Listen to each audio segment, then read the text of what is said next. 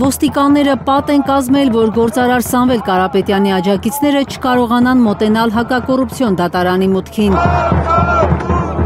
Առավոտից է սկսվել գործարարի կալանքը ևս 2 ամսով երկարացնելու միջնորդության քննարկումը։ Մենք ամեն անգամ այս դահլիճում հանդիպելով մեկ բանով ենք զբաղված։ Մենք արդարության եւ արդարդատության փնտրտուքներով ենք զբաղված։ Յուրաքանչյուր անգամ սպասում ենք, որ հերթական դատավորը, մեր ընդհանուր դատական համակարգը կգտնվեն իրոք անաչառ,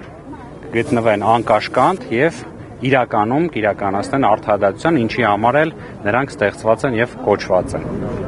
Այստեղ են նաև սովորական քաղաքացիներ, դատարան են հասել հույսով, որ արդարադատությունը զերծ կմնա քաղաքական հրահանգ կատարելուց։ Այսպիսի մարդում ձերբակալել չի կարելի։ Դաշույր քաղաքին ով էր հիմք բռնել։ Որբեր լավ մարդ դադում են բոլորին։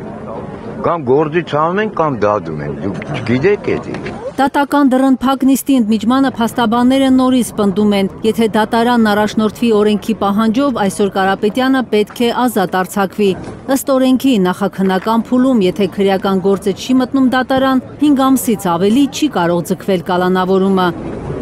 Նրանց խոսքով նոյեմբերի 18-ին լրանում է Կարապետյանի կալանավորման ժամկետը, մինչ այդ քննչական մարմինը շատ արագ ստացել է Վճռաբեկ դատարանի որոշումը, որպեսզի կարողանա փողերի լվացման մեղադրանքով ինչ-ինչ նոր հանգամանքներ գտնել Կարապետյանի կալանքը հերթական անգամ երկարացնելու համար։ Վարույթն իրականացնող մարմնի միակ հույսը նրա վրա է, որ դատարանների նկատմամբ ինչ որ ենթադրյալ ճնշումներ բանեցնել կլինի կամ չգիտեմ ինչ որ միջոցներով իրենց հաճո որոշումներ ստանան։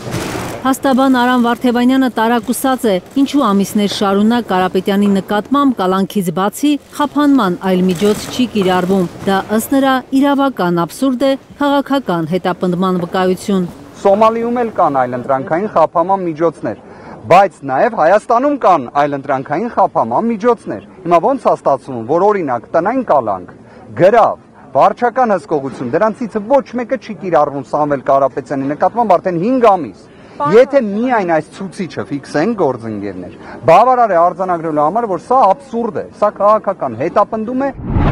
Փաստաբաններն այսօր առավոտյան դատարան են եկել մտադրությամբ։ Միջնորդելու են, որ դատավորը գրավ կիրառի կամ տնային կալանք նշանակի։ Շատ լավ հիշում եմ, թե ինչպես 2024 թվականի հոկտեմբերի 23 կամ 24 կարծես ազգային ժողովում հերթական հարց ու պատասխանի ժամանակ Հայաստանի Հանրապետության բարձրագույն պաշտոն զբաղեցնող անձը ուղիղ արձանագրեց, որ այո, Հայաստանում այլևս կան այլընտրանքային խափանման միջոցներ։ Նույնիսկ համեմատեց կալանքի կիրառումը առանց տնային կալանքը դիտարկելու բռնապետական ռեժիմների բնորոշ վարքագիծ։ Այսինքն այդ աստիճան ամեն ինչ ակնհայտ է։ Նույնիսկ այսօրվա իշխանությունների համար է ակնհայտ։ Դատարանի բակում հավաքված բազմությունը գործարար բարերար Սամվել Կարապետյանի նկատմամբ քաղաքական հաշվեհարդարի ևս մեկ վկայություն է համարում Հեցին լիցենզիայից զրկելու որոշումը։ Գիտենք, ինչ հիման վրա են ձերբակալել այդպիսի բարերար մաշտում Ղարաբաղի փաստական հայերին։ Սա տարեկանգնել ամեն ինչով օգնում է, որ հանցնեց թուրքերին ուրախությամբ, հիմա էլ հետն է ուզում հանցնի թուրքերին։ Հայաստանում սեփականության իրավունքը ոտնահարվել է, հայտարարում է Տաշիր ընկերությունների խմբի փոխնախագահ Նարեկ Կարապետյանը։ Ըստ նրա, սեփականության իրավունքն այնքան փխրուն է մեր երկրում, որ իշխանությունը կարող է բոլոր խանութներն ու կրպակները հանրային գերակաշահ ճանաչել։ Մենք պետք է հիշենք, որ զարգացած երկիր ունենալու համար գործարարը, ներդրողը պետք է վստահ լինի, որ իր ներդրումը պաշտպանված է։ Հայաստանում մարդկանց մեծ գործարարի ներդրումը պաշտպանված է, թե չէ։ Հիմա իշխանությունները անդադար հիշատակում են Սամվել Կարապետյանի խոսքը, որ ասել էր թքած ունեմ հեծի վրա եւ իրենք դա մեջբերում են անդադար։ Շատ կարևոր է, որ որևէ ակտիվ, որևէ ընկերություն, որևէ չափի գումար Սամվել Կարապետյանի համար կարևոր չէ այնքան, ինչքան իր համոզմունքները։ Հայաստան խմբակցության падգամավոր Գեղամ Մանուկյանի բառերով ՔՊԱ-ական իշխանությունը փուռն է տալու հանրային ծառայությունները կարգավորող հանձնաժողովի նախագահ նախկին ՔՊԱ-ական Մեսրոպ Մեսրոպյանին։ Չի հասկանում այդ մարդը, որ իրեն արդեն ամիսներ շարունակ որպես ստրուկ տրաֆիկի զոհ փուռն են տալիս։ Օրենքը փոխեցին, որ մենակ Մեսրոպյանի ստորագրությամբ կարողանա որոշում կայացնել, միլիոնավոր դրամներ աշխատող Ռոմանոսին նշանակելու, այսօր դա ու հետակա բոլոր քայլերը, վաղը բոլորը չկնեղանալու են, բա գնացեք այն հրազդանցի հարիվից պահանջեք, մենք ինչ կապ ունենք։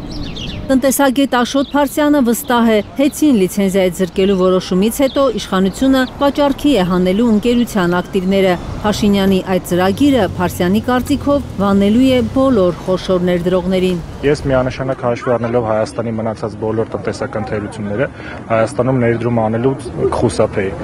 Սամվել Կարապետյանի նկատմամբ ճնշումներով իշխանությունը փորձում է նրան հեռու պահել քաղաքականությունից։ Կարծում են մեր ձևով շարժման անդամները, ըստ նրանց Փաշինյանի թիմում հասկանում են, որ մարդիկ մեծ սպասելիքներ ունեն նոր ուժից։ Մարդիկ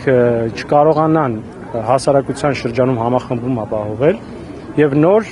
այդքան կարծում եմ հասարակության կողմից սպասվող նոր ուժի ձևավորումը կասեցնելն է։ Անմեղ մարդում կալանավորել են, որը իրան ձեռ չի տալի, վախում են ուրեմն։ Բակարելի է մարդուն այդ խոսքերի համար կալանավորել։ Բայց ժողովրդավարությունը ուր մնա։ Ազատություն Սամվել Կարապետյանին, ազատություն բոլոր քաղբանտարկյալներին, դատարանի բակում վանկարկում են գործարարի աջակիցները ու մի պահ փակում Թբիլիսյան խճուղին։ Ի նշան բողոքի։ Կարնե Մանգասարյան, Հայկ Ավանեսյան, Հենրիկ Համազասպյան և Արմեն Ապրեսյան, Հայլուր։